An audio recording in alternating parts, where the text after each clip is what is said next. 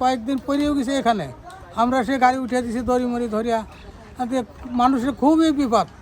এই এই ব্রিজটা আজ হয় কাল হয়, অনেকজন ভিডিও করেও নিয়ে গেছে।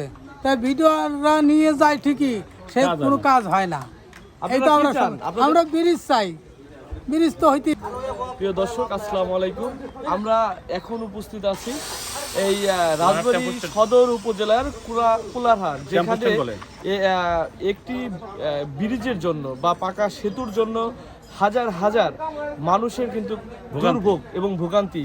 আমরা একজন সাধারণ মানুষের সাথে এই ব্যাপারে কথা বলবো যে কেমন ভোগান্তির শিকারে প্রতিদিন পড়ছেন।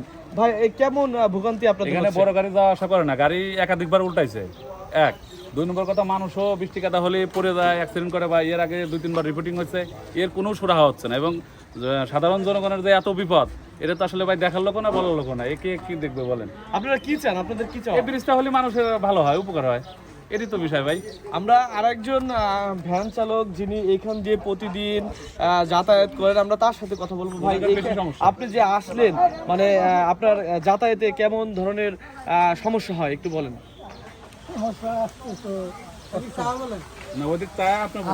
কষ্ট হয়, বুঝছেন? যাত্রী নামায় উঠাইতে হয়, যাত্রী নামায় রাখি ওইখানে, আবার গাড়ি এইভাবে উঠাই রাখি, এই পাশে এসে যাত্রী উঠাই, গাড়ি প্রবলেম হয়, গাড়ি নষ্ট হয়ে যায়।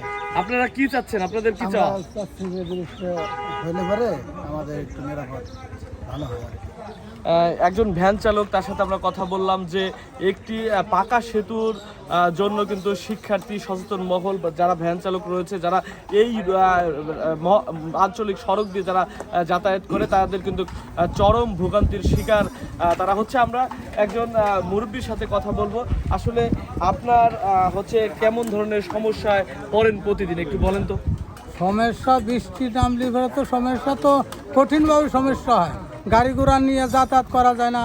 তারপর মানুষে উল্টা পাল্টা করিয়া গাড়ি গুড়ি নিয়ে কয়েকদিন পরেও গেছে এখানে, আমরা সে গাড়ি উঠে দিছি দড়ি মরি ধরিয়া। মানুষের খুবই বিপদ। এই এই ব্রিজটা আজ হয় কাল হয়, অনেকজন ভিডিও করেও নিয়ে গেছে। তাই ভিডিওরা নিয়ে যায় ঠিকই, সে কোনো কাজ হয় না। এই তো আমরা ব্রিজ চাই, ব্রিজ তো হইতেছে না। আর আমরা চাবো কত? আর আমরা চাতি চাতি তো আমরা বিতৃষ্ট হয়ে গেছি। এইরকম সাংবাদিকের কাছে, ভিডিও যারা করে নেয় তাদের কাছে তো বলতেছে। এই সড়ক দিয়ে যারা যাতায়াত করে প্রতিনিয়ত তারা চরম ভোগান্তির শিকার হয়, কিন্তু সংশ্লিষ্ট কর্তৃপক্ষ যারা রয়েছে তাদের কিন্তু তেমন কোনো নজর নেই। এই সংশ্লিষ্ট যারা কর্তৃপক্ষ বা জনপ্রতিনিধি রয়েছে, তারা যদি এই বিশেষ নজর এখানে থাকতো, তাহলে যারা এই সড়ক দিয়ে যারা যাতায়াত করে তাদের দুর্ভোগ এবং ভোগান্তি লাঘব হতো, এমনটাই কিন্তু জানাচ্ছিলেন এই অঞ্চলের সাধারণ মানুষ।